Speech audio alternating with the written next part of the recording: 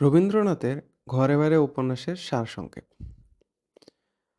ঘরে বাড়ি উপন্যাস শুরু হয় এক শান্ত জমিদার বাড়িকে কেন্দ্র করে। সেই বাড়িতে থাকে বিমলা, এক মার্জিত সংবেদনশীল নারী, এবং তার স্বামী নিখিলেশ, যিনি শিক্ষিত, উদার ও নীতিবান মানুষ। নিখিলেশ বিশ্বাস করেন একজন নারীর প্রকৃত সম্মান তখনই পূর্ণ হয় যখন সে ঘরের আড়ালে থেকে বেরিয়ে নিজের পরিচয় খুঁজে নিতে পারে। তাই তিনি বিমলাকে দেন শিক্ষা, স্বাধীনতা এবং আত্মবিশ্বাস। ঠিক এই সময় বাড়িতে প্রবেশ করে নিখিলেশের বন্ধু সন্দীপ। তার কণ্ঠে আগুন, কথায় ঝড়, স্বদেশী আন্দোলনের উত্তেজনা, উগ্র দেশপ্রেমের ডাক নিয়ে সে যেন মানুষের মনকে মুহূর্তে নাড়িয়ে দেয়। তার ব্যক্তিত্ব বিমলাকে প্রভাবিত করে, আর ধীরে ধীরে সে নিজের ভেতরে অনুভব করে এক নতুন আকর্ষণের টান। কিন্তু এই টান যতটাই আকর্ষণীয় ততটাই বিপজ্জনক।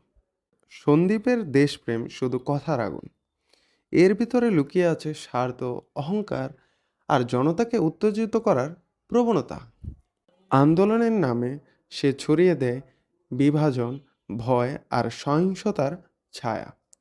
অন্যদিকে নিখিলেশ শান্ত, স্থির ও যুক্তিবাদী। তিনি জানেন সত্যিকারের দেশপ্রেম কখনোই মানুষের ক্ষতি বা ঘৃণার উপর দাঁড়াতে পারে না।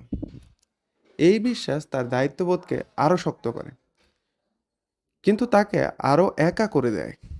বিমলা আস্তে আস্তে সন্দীপের মুখোশ দেখতে পায়, যাকে সে একসময় নিজের আবেগ দিয়ে গ্রহণ করতে চেয়েছিল। সেই আসল সমাজ ও বিমলা দুজনকেই নিঃস্বার্থ ব্যবহার করতে চেয়েছে।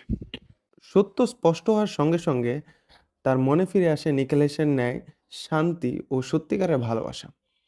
গল্পের শেষের দিকে রাজনৈতিক উত্তেজনা ভয়াবহ আকার দেয়।